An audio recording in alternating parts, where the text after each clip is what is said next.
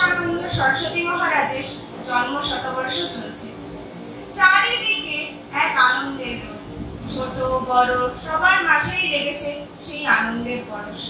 শ্রী শ্রী সদ্গুরু ভগবান বিজয় কৃষ্ণের লীলা অঙ্গন এই আশ্রমে, তাই আজ আমরা সবাই একসঙ্গে হয়েছি তারই কথা বলা বলি করার জন্য। গোসাইজির নির্দেশে গুরুদাদু গেলেন পুরীতে। শ্রী শ্রী মামনির ভজন কুটির ব্রজধামে হলো তার থাকার ব্যবস্থা। তখন তিনি ব্রহ্মচারী দ্বিজে সানন্দ, কলমে সাদা থান কাপড়, গায়ে সাদা উত্তরীয়, ঘন কালো জটা আর দাড়ি, মুখে সব সময় হাসি, আর কি সুন্দর দুটো চোখ। মামনির কাছে নিত্যদিন গোপালজি গোসাইজি নানা রকম লীলা করতেন। গুরুদাদুও সেই লীলা রসাস্বাদন করতে লাগলেন। গোপালজি গুরুদাদুকে দ্বিজের ভাই বলে ডাকতেন। গোপাল তো ছোট ছেলে, তাই ক্ষীর মিষ্টি নানা রকম খাবার খেতে খুব ভালোবাসে, সাজতেও খুব ভালোবাসে। গুরুদাদু রোজ গোপালকে সাজিয়ে ভোগ রান্না করে ভোগ নিবেদন করতেন। শুধু গোপাল আর গোসাইজি নয়, জগন্নাথ দেবও এসে সেই ভোগ গ্রহণ করতেন। গোপাল তো খেয়ে খুব খুশি। গুরুদাদুর নাম দিয়েছিল বৈকুণ্ঠের ডাক্তারকে। আবার মাঝে মাঝে বলতো দ্বিজেন ভাই বড্ড ছেলে। গুরুদাদুর অবস্থা তখন হাত বাড়াবার ঠাই কোথারে, ঘরখানি সব আছে ভরে, হৃদয় মন্দির জুড়ে নৃত্য মুখর নুপুর বাজে। কৃষ্ণ কৃষ্ণ কৃষ্ণ কৃষ্ণ কৃষ্ণ কৃষ্ণ নামের মাঝে। রথযাত্রার আগের দিন ব্রহ্মচারী বিদেশানন্দ শ্রী মন্দিরে গেলেন জগন্নাথ দর্শন করতে। প্রচন্ড ভিড়, এগোনোই যায় না। হঠাৎ দেখলেন তার সামনেটা একটু ফাঁকা হয়ে গেল। এগোতে এগোতে একদম সামনে গিয়ে জগন্নাথ দেবকে প্রাণ ভরে দর্শন করলেন। এমনকি পুরীর রাজা পর্যন্ত তখনও দর্শন করতে পারেননি। পরদিন গোপাল জানালো যে সেই তার দ্বিজেন ভাইকে জগন্নাথ দর্শন করিয়ে এনেছে। প্রায় সময় গোপাল তার দ্বিজেন ভাইয়ের সঙ্গে নানা রকম দুষ্টুমি করত। একবার গোপাল ভাই কথা বলছিল দেখে দ্বিজেন ভাইয়ের মনে দুঃখ হয়েছে। গোপাল বলল, দ্বিজেন ভাই আমার চেয়েও ছেলে মানুষ, আমি সবসময় কথা বলবো কি করে? আমাকে কত কাজ করতে হয়। তোমাতে আমাতে পরিচয় হরি, তোমাতে আমাতে পরিচয়, পথে পথে মতে পথে পথে মতে তোমাতে আমাতে পরিচয় হরি, তোমাতে আমাতে পরিচয়।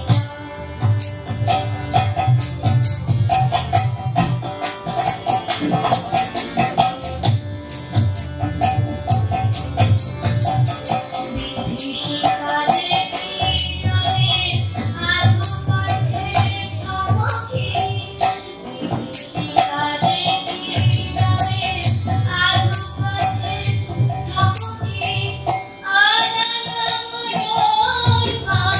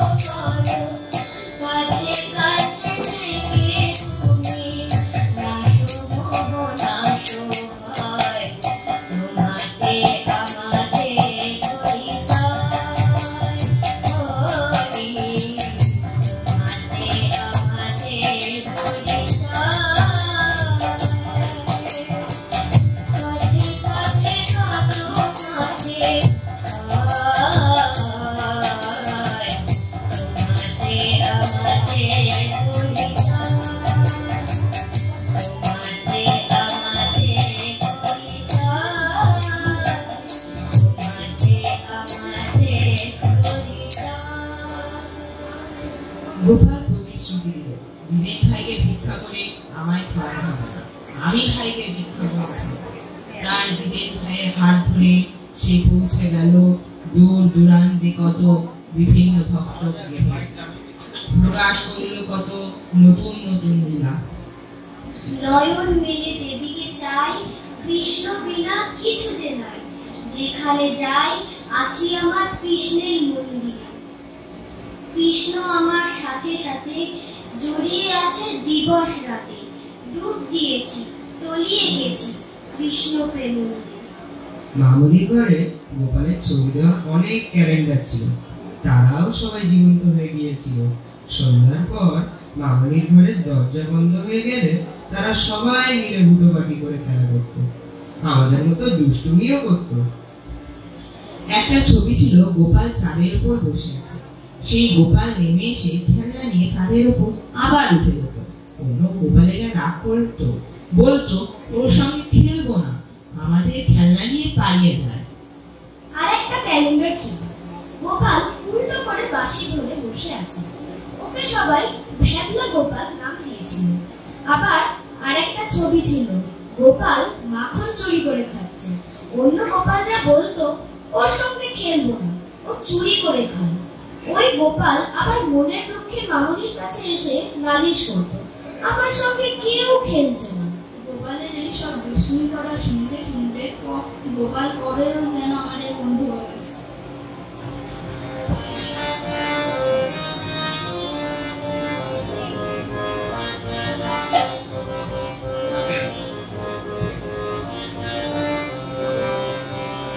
গোপালা গোপালা নাচো গোপালা নাচো মেরে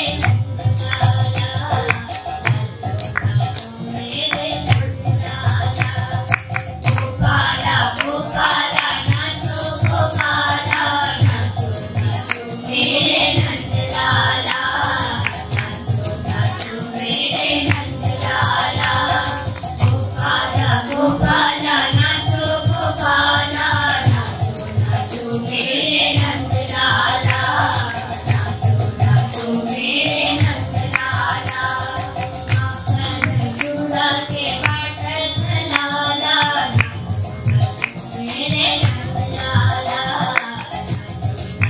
मेरे नंदलाला। माखन चूड़ा के बाटत लाला, नाचो नाचो मेरे नंदलाला, नाचो नाचो मेरे नंदलाला। माखन चूड़ा के बाटत लाला, माखन चूड़ा के बाटत लाला, मेरे नंदलाला, नाचो मेरे नंदलाला। गोपाला गोपाला नाचो गोपाला, नाचो नाचो मेरे नंदलाला, नाचो मेरे नंदलाला।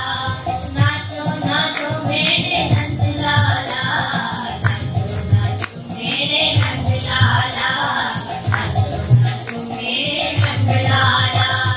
वृंदावन में कभी गोपाला, नाचो नाचो मेरे नंदलाला। वृंदावन में सभी गोपाला, नाचो नाचो मेरे नंदलाला, नाचो नाचो मेरे नंदलाला।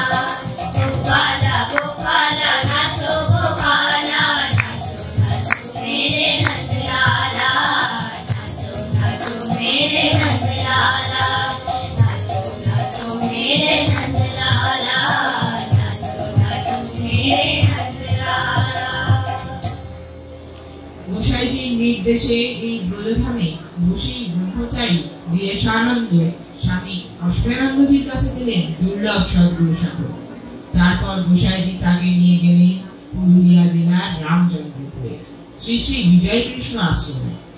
সেখানে অসীমানন্দজি তাকে পবিত্র সন্ন্যাস ধর্মে দীক্ষিত করে নাম দিলেন স্বামী দ্বিজেশ্বর আনন্দ সরস্বতী। সেদিন ছিল শুভ দোল পূর্ণিমা তিথি। আশ্রমে তখন মহোৎসব চলছে। নবীন সন্ন্যাসী প্রথমে গুরুমার কাছে, তারপর আশ্রমের অন্য ভক্তদের কাছ থেকে ভিক্ষা নিয়ে গুরুদেবের চরণে নিবেদন করলেন। গোপালজি তার প্রতিজ্ঞা মতো সেই দিন থেকেই ভিক্ষা করা শুরু করলেন। সেখানে উপস্থিত সব ভক্তদের জন্যই ভিক্ষার ব্যবস্থা করলেন।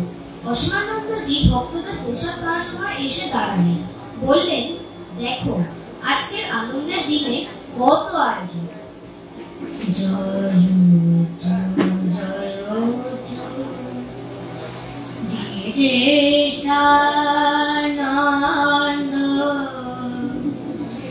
ভক্ত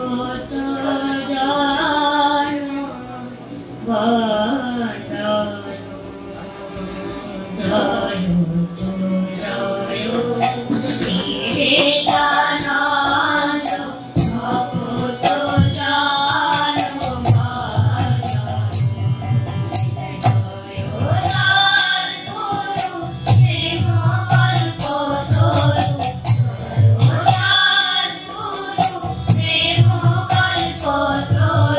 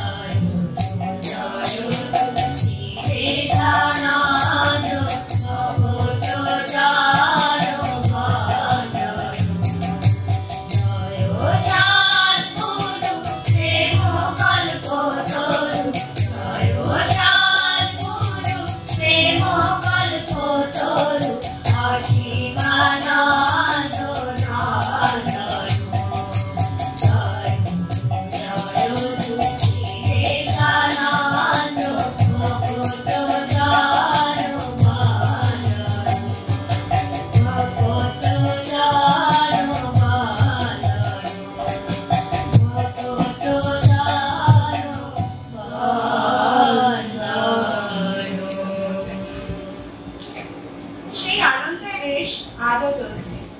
আমরা গুরু দাদুকে চোখে দেখিনি বটে, কিন্তু বুঝতে পারি যে তিনি সব সময় আমাদের কাছে কাছে আছেন, আমাদের সঙ্গে সঙ্গে আছেন।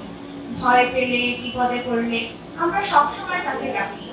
পরীক্ষার আগে আশ্রমে এসে গুরু দাদু আর গোপাল ভাইকে প্রণাম করে বলে যাই আমাদের পরীক্ষা যেন ভালো হয়। আসলে গুরু দাদু তো আমাদের বন্ধু। তিনি আমাদের জন্য এই আশ্রম প্রতিষ্ঠা করেছেন বলে আমরা সব সময় এখানে এসে খেলতে পারি, গল্প করতে পারি, প্রাণ খুলে আনন্দ করতে পারি। এখানে আমাদের কত বন্ধু আছে। গুরু দাদু আমাদের জন্য আরো দুটো আশ্রম প্রতিষ্ঠা করেছে, একটা পুরীতে আর একটা ডিব্রুগড়ে। কিন্তু এই দুটো আশ্রম তো অনেকটা দূরে, আমরা বেশি যেতে পারি না, কিন্তু যখন যেতে পারি তখন খুব মজা হয়। আমাদের ঘোলা আশ্রমের প্রতিষ্ঠা উৎসব দোল পূর্ণিমা। এই সময় শুধু আমাদের মা বাবা বা বড়রা না, আমরাও সবাই খুব ব্যস্ত থাকি। কাজ করতে হবে, পরিবেশন করতে হবে, কীর্তন করতে হবে, গান করতে হবে, কবিতা বলতে হবে, আশ্রম পরিষ্কার করে সুন্দর করে সাজিয়ে তুলতে হবে, আরো কত কি। এমনকি বুক স্টলের দায়িত্বও আমাদের। আমাদের সমস্ত খেলার মাঝে বসতে পারি, গুরু দাদু আমাদের সঙ্গে সঙ্গে আছে। দোল উৎসবের সময় আমরা খুব মজা করি। স্কুলের কথা, লেখাপড়ার কথা সব ভুলে এই কয়েকটা দিন আমরা আশ্রম বাস করি। ছেলেরা সবাই ধুতি পরে আর আমরা মেয়েরা শাড়ি পরি।